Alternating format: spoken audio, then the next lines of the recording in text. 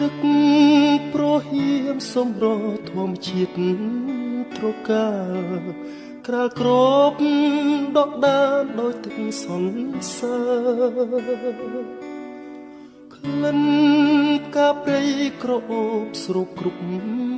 ដងហើក្លិនផ្សះផ្សាសន្សើរបេះដូងសំភ័រស្រទន់មានលក្ខណៈកាអើយកាសូមសួរនួនយល់បំណងក្តីស្រឡាញ់ពេញព្រាដួងចិត្តនេះបងសូមធ្នមការទាំងកងក្នុងហារទីសែនស្នេហ៍បុផាខ្នងព្រៃ